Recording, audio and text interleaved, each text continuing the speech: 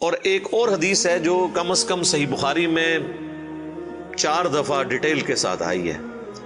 وہ سیدنا ابو بکر کا خطبہ ہے نبی صلی اللہ علیہ وآلہ وسلم کی وفات کے فوراً بعد۔ خیر رسول اللہ فاختار الرفیق الاعلی من الجنہ۔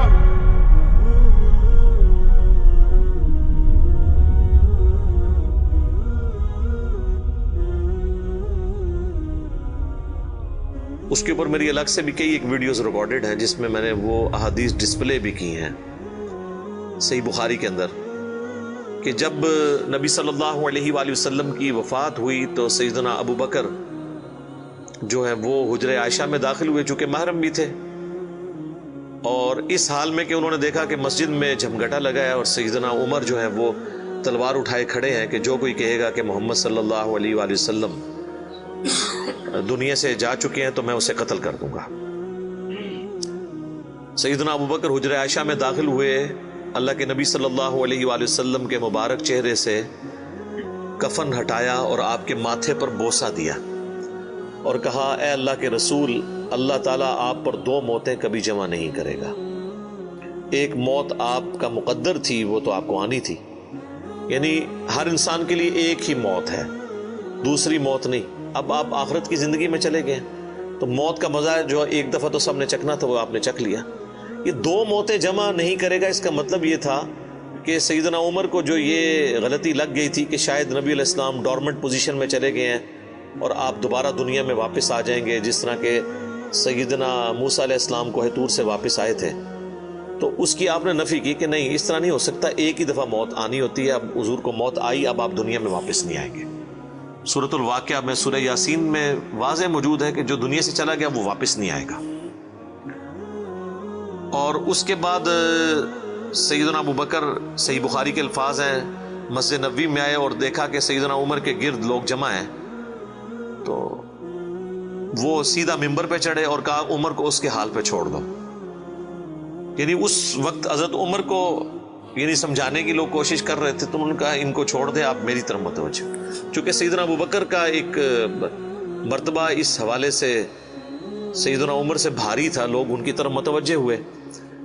تو انہوں نے ممبر پر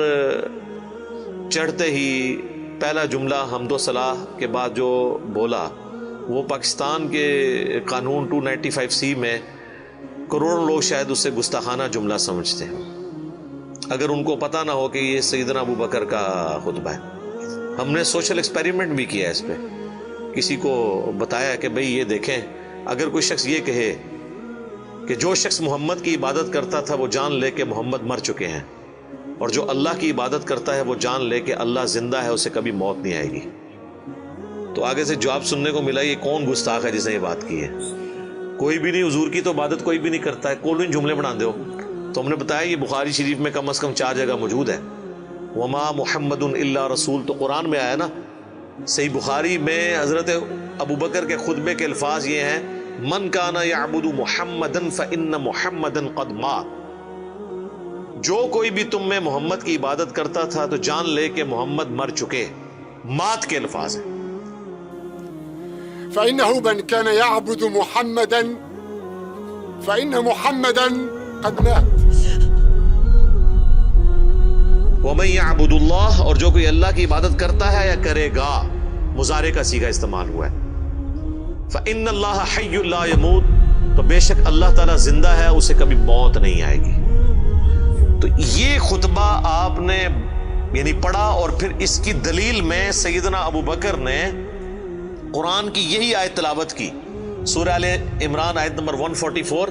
اور امام بخاری نے کتاب التفسیر چیپٹر جو قرآن کی تفسیر کا لکھا ہے صحیح بخاری کے اندر، اس آیت کو انہوں نے ہیڈنگ بنا کے یہ حضرت ابو بکر کا خطبہ نقل کیا ہے، وما محمد الا رسول قد خلت من قبلہ الرسل افئن مات او قتل انقلبتم علی اعقابکم، محمد تو نہیں مگر ایک رسول، اگر یہ مر جائیں یا قتل کر دیے جائیں تو کیا تم دین سے الٹے قدم پھر جاؤ گے؟ وما محمد الا رسول قد خلت من قبله الرسل افإن مات او قتل انقلبتم على اعقابكم ومن ينقلب على عقبيه فلن يضر الله شيئا وسيجزي الله الشاكرين. اور جو کوئی دین سے الٹے قدم پھرے گا تو اللہ کا کوئی نقصان نہیں کرے گا اور اللہ تعالیٰ ثابت قدم رہنے والوں کو جزا دے گا، جو شاکرین ہوں گے، شکر گزاری کی روش اختیار کرنے والے۔ پھر آپ نے اگلی ایک اور آیت تلاوت کی، سورہ الزمر کی آیت نمبر 30، انک میت و انہم میتون، اے نبی بے شک تمہیں بھی مرنا ہے اور تمہارے مخالفین کو بھی مرنا ہے۔ وہ آیت بھی آپ نے تلاوت کی۔ تو آپ اندازہ کریں کہ یعنی صحابہ کرام جو ہیں وہ اپنی بات کی دلیل میں قرآن سے آیات پیش کیا کرتے تھے۔ وہ کہتے ہیں نا ساڑھے خلاف آیتاں پڑھ دینے جی قرآن تو بھئی قرآن اگر تھوڑے خلاف آیت ہے نا تو تھی مسلمان نہیں ہو، کیونکہ مسلمان تو وہ ہوتا ہے کہ جو قرآن کے مطابق ہو، نہ کہ یہ کہ اس کے عقیدوں کے خلاف قرآن میں آیت آ جائے۔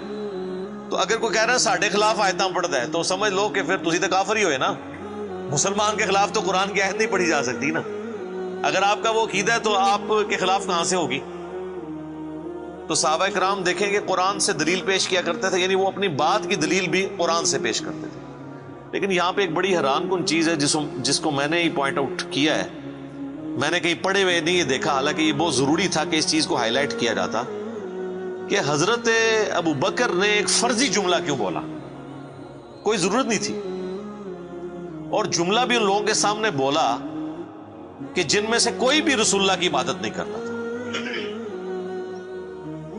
یہ لوگ ہوتے تو یہ ان کو کھڑے ہو کے کہتے بھی تو کی اتنے تقریریں پہ کرنا ہے، کو دروشی پڑھ تو اتنے حضور دی میت ہوتے تو اتنے گستاخانہ آیتاں پڑھ رہے ہیں کہ جی جو محمد کی عبادت کرتا تھا وہ جان لے کے محمد مر چکے ہیں۔ ایک اتنے لکھے ہے قرآن اچ کون ہی گلا بنانا ہے، سیدھے کوئی عبادت نہیں کرتے، خود سے ہی باتیں بناتے ہو۔ سیدنا ابو بکر نے بیسیکلی امت کو یہ میسج دیا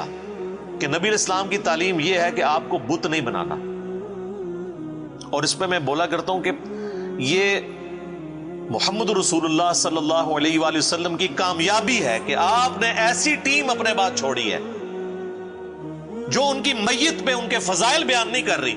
توحید بیان کر رہی ہے، کیونکہ ان کو پتا تھا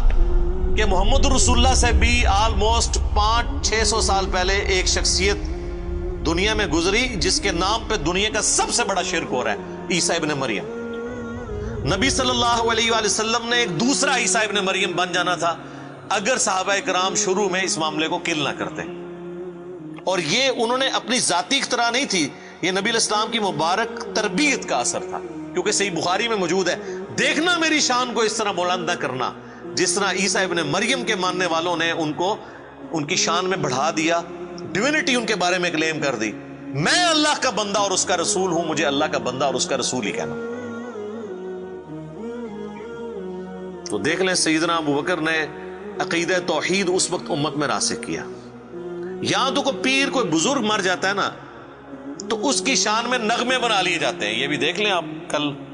خادم رضوی صاحب کی ڈیتھ کے اوپر وہ کسی نے راتوں رات بیٹھ کے ترانہ بھی لکھ لیا ہے، اور وہ ترانہ انہوں نے بڑے اچھے انداز میں اس کو گا بھی دیا ہے، اور ان کی میت کے اوپر وہ چل بھی رہا ہے۔ اور نبی علیہ السلام سے زیادہ تو کوئی تعریف کے لائق نہیں ہے نا مخلوقات میں، لیکن آپ کی میت کے اوپر کوئی درود شریف کی کوئی گھیٹیاں نہیں پڑھیاں جا رہی ہیں، کوئی چادر نہیں کھلاری ہوئی، توحید کا خطبہ بیان ہو رہا ہے کہ اللہ کے نبی فوت ہو چکے ہیں۔ سیدنا عمر کے الفاظ ہیں صحیح بخاری میں، جب میں نے ابو بکر کا یہ خطبہ سنا تو میری ٹانگیں میرے جسم کا بوجھ نہیں اٹھا سکی۔ اچھا، آپ لوگ قرآن و حدیث سنتے ہیں تو غصہ آ جاتا ہے، صحابہ قرآن و حدیث اپنے عقیدے کے خلاف سنتے تھے نا تو ان کی ٹانگیں ان کے جسم کا بوجھ نہیں اٹھاتی تھی، وہ اتنے پشیمان ہوتے تھے کہ میں غلط کانسیپٹ کے اوپر ہوں، میں فوراً رجوع کروں۔ اور سیدنا ابو بکر کے خطبے کے بعد سیدنا عمر کہتے ہیں مجھے یقین آ گیا کہ حضور فوت ہو چکے ہیں۔ اور پھر بخاری کے الفاظ ہیں، صحابہ کہتے ہیں کہ ہم کئی دن تک ہماری یہ حالت تھی، جب ہم ایک دوسرے کو ملتے تھے نا تو ہم یہ آیت سناتے تھے، وما محمد الا رسول قد خلت من قبلہ الرسل، یہ سورہ آل عمران کی آیت نمبر 144، تاکہ ہمیں یہ یقین آ جائے کہ نبی علیہ السلام دنیا سے جا چکے ہیں۔ ایک دوسرے کو یہ آیت سنایا کرتے تھے، گستاخانہ آیت،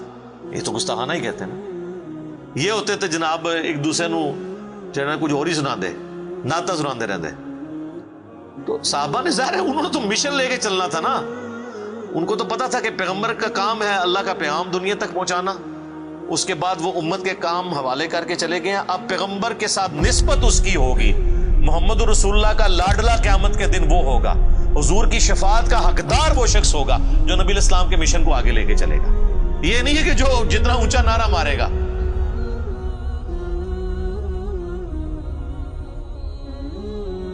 یہ چیز نہیں۔ ہم لوگوں نے تو اس حوالے سے بالکل کانسیپٹ جو ہے نا وہ بدل لیے ہوئے ہیں، چونکہ ہم نے قرآن پڑھا نہیں ہے اس لیے ہمیں اندازہ نہیں ہے کہ قرآن پاک میں نبی صلی اللہ علیہ وآلہ وسلم کا سچا محب اور سچا پیروکار کس شخص کو ڈکلیئر کیا گیا ہے، جو آپ صلی اللہ علیہ وآلہ وسلم کا مددگار ہوگا ان کے دین کے بارے میں۔ یہ بڑی سخت آیت ہے جی، یقین کریں انسان ہل جاتا ہے جتنی بار اسے پڑھتا ہے۔ آیت نمبر ہے 157 اور 158۔ الذین یتبعون الرسول النبی الامی الذی یجدونہ مکتوبا عندہم فی التوراۃ، یعنی اہل ایمان کے بارے میں آ رہا ہے کہ یہ اس نبی کی پیروی کر رہے ہیں، اس نبی امی کی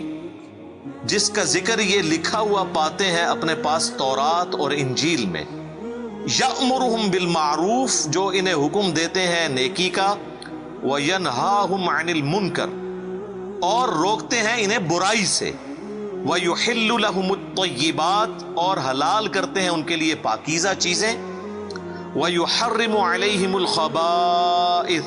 اور حرام کرتے ہیں خبیث چیزیں، یعنی اللہ کے اذن سے وہ شریعت کا پیغام پہنچاتے ہیں۔ وَيَدَعُ عَنْهُمْ إِصْرَهُمْ وَالْأَغْلَالَ الَّتِي كَانَتْ عَلَيْهِمْ، اور جو بوجھ ان پر پڑ چکے تھے، جو ان کے گلوں میں توق تھے، جو خود ساختہ ایک قسم کی شریعت اڈاپٹ کر لی تھی، وہ ان سے دور کرتے ہیں۔ فَالَّذِينَ آمَنُوا، پس جو ان پر ایمان لائے، بِهِ، اس کے اوپر جو ان کے ساتھ نازل ہوا، وَعَزَّرُوا، اور ان کی عزت کرے، وَنَصَرُوا، اور ان کی مدد کرے، وَاتَّبَعُوا النُّورَ الَّذِي أُنزِلَ مَعَهُ، اور اتباع کرے اس نور کی جو ان کے ساتھ نازل ہوا، یعنی قرآن۔ اولئک هم المفلحون، یہی لوگ ہیں جو کہ فلاح پانے والے ہیں۔ یعنی اللہ تعالیٰ فرما رہا ہے کہ نبی صلی اللہ علیہ وآلہ وسلم کا سچا امتی کون ہے؟ جو کہ ایمان لے کر آئے ان پر، اس کے بعد ان کی عزت کرے۔ یہ تو دونوں آسان کام ہے۔ ایمان بھی لاتے ہیں لوگ، عزت ضرور سے زیادہ کر رہے ہیں۔ ظاہر ہے کہ جب یہ کہیں گے خدا کا پکڑا چھڑائے محمد، محمد کا پکڑا چھڑا کوئی نہیں سکتا، غلوف کر رہے ہیں۔ رسول اللہ کے سامنے یہ کوئی جملہ بول سکتا ہے؟ اللہ جس کو پکڑ لے گا نا، نبی الاسلام اس کو چھڑوائیں گے نہیں، نبی الاسلام چھڑوائیں گے اس کو جس کو چھوڑنے کا اللہ اذن دے گا۔ دھونس کے ساتھ کوئی کسی کو نہیں چھڑوا سکتا۔ شفاعت بالاذن ہے، ہر دفعہ نبی الاسلام جا کے سجدہ کریں گے اور اللہ تعالیٰ اذن عطا فرمائے گا اور مقرر کرے گا تعداد کہ اتنے لوگوں کو جن کا ایمان اس لیول کا ہے اب ان کو نکال لیں، جن کا ایمان اس لیول کا ہے ان کو نکال لیں۔ نبی الاسلام اپنی مرضی سے کچھ نہیں کر سکتے، یہ تو عقیدہ ہی گستاخانہ ہے۔ تو اللہ تعالیٰ ہمارا ایمان لاؤ اس نبی کے اوپر، عزت کرو، وَنَصَرُوا، اور مدد کرو ان کی کاز میں، ان کے مشن میں، وَاتَّبَعُوا النُّورَ الَّذِي أُنزِلَ مَعَهُ، اور اتباع کرو اس نور کی جو ان کے ساتھ نازل ہوا، یعنی قرآن۔ اولئک هم المفلحون، ایسے لوگ ہیں فلاح پانے والے، یہ لوگ فلاح پائیں گے۔ تو فلاح کے لیے صرف ایمان لانا ضروری نہیں ہے، بلکہ رسول اللہ کی مدد بھی کرنی ہے، آپ کی عزت اور تعظیم کے ساتھ آپ کی مدد اور قرآن کی پیروی۔ تو صحابہ کرام نے حضور کی میت کے اوپر عقیدہ راسخ کر کے بالکل صحیح بات بتا دی، اور آپ دیکھیں صحابہ کو کبھی یہ وہم بھی نہیں آیا تھا کہ نبی علیہ السلام سے ہم نے جا کے اب ڈائریکٹ کوئی بات کرنی ہے، ورنہ آپ دیکھیں حضور کی میت رکھی ہوئی ہے، صحیح بخاری میں ڈیٹیل موجود ہے، میرا ایک کلپ بھی ریکارڈڈ ہے، سیدہ فاطمہ کا قاتل کون، اس میں نے ڈیٹیل سے سقیفہ بنی ساعدہ کی حدیث بیان کی تھی کہ کسی کے دماغ میں بھی یہ مشورہ نہیں آیا کہ نبی علیہ السلام سے آپ کی ابھی میت باہر ہے، ابھی تو قبر میں نہیں گئے، جو لوگ قبر پہ جا کے مانگتے ہیں اور بزرگ باپوں کی، رسول اللہ تو ابھی ان کی میت باہر رکھی ہوئی ہے، جا کے آپ کے میت سے جا کے پوچھ لیں کہ یا رسول اللہ بتائیں آپ کا سکسیسر کون ہے آپ کے بعد۔ کسی کو وہم نہیں آیا، بعد کے لوگ پتہ نہیں کیا کیا دعوے کرتے ہیں۔